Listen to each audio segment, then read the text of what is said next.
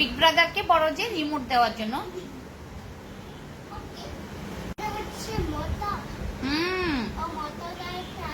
ওটা তোমার big brother মামনি। Sorry, হ্যাঁ। আজকে আমি আপনাদেরকে দেখাবো কিভাবে বাসায় বসে দই মেকার দিয়ে দই তৈরি করতে পারেন, তারই একটি সহজ পদ্ধতি। তা আপনারা আমার সাথে থাকুন আর দেখতে থাকুন আমি কিভাবে দই মেকার দিয়ে কিভাবে দই তৈরি করলাম বাসায় বসে। এখন আমরা দই মেকারের বক্স থেকে দই মেকারের বাটিটা বের করে নিলাম, নিয়ে একটা টিস্যু দিয়ে আমরা সুন্দর করে দই মেকারের বক্সটাকে ধুয়ে নিলাম। আমরা বাসায় খুব সহজে খুব অল্প টাইমে এই দই মেকার দিয়ে দইটা তৈরি করতে পারি।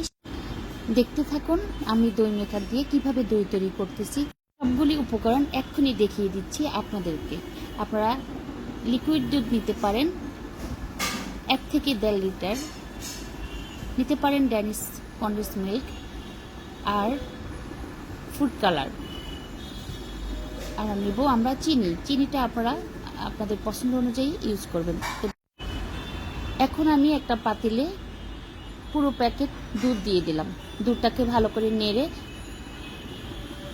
কন্ডেন্স মিল্ক পুরোটা দিয়ে দিলাম, আর দিয়ে দিলাম ফুড কালার সামান্য পরিমাণে, দধির কালারটা আসার জন্য। আপনারা চাইলে অ্যাভয়েড করতে পারেন, তাহলে আপনাদের সাদা হতে পারে, আর যদি কালার ইউজ করেন তাহলে আপনাদের পিঙ্ক কালার একটু শেড আসতে পারে। তা আমার দুধগুলো বলক আসার পর আমি ভালো করে নেড়ে একটু ঘন করে নিব। চুলার জাল কমিয়ে দিব, অল্প আছে ঘন করে নিতে হবে। প্রায় ঘন হয়ে আসছে আমার লিকুইড দুধগুলো।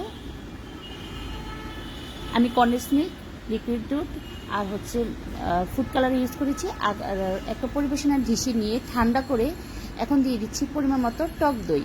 টক দইটা আপনারা আপনাদের টক মিষ্টির উপর নির্ভর করে দিতে পারেন। অতিরিক্ত দিলে টক বেশি হবে, কম দিলে মিডিয়াম হবে। তো রেডি হয়ে গেল আমার লিকুইড দুধ। এখন আমি বক্সে ঢেলে নিলাম দই মেকারটাকে। এখন আমি বিদ্যুতের লাইনে দিয়ে দিব। 6 থেকে 8 ঘন্টা ওয়েট করব। 6 থেকে 8 ঘন্টা ওয়েট করার পর আমরা একটু অপেক্ষা করে যখন 6 থেকে 7 ঘন্টা হয়ে আসলো, দেখতে পাচ্ছেন আমার বানানো একদম রেডি। আপনি চাইলে আপনি এখনই বাসায় তৈরি করতে পারেন টক মিষ্টি দধি। তো হয়ে গেল আমার দই মেকারের তৈরি করা দই। তো সবাই যদি আমার রেসিপিটি ভালো লাগে অবশ্যই লাইক করবেন, শেয়ার করবেন, কমেন্টস করবেন, আর আমার সাথে থাকবেন। সবাই ভালো থাকুন, সুস্থ থাকুন। আল্লাহ হাফেজ।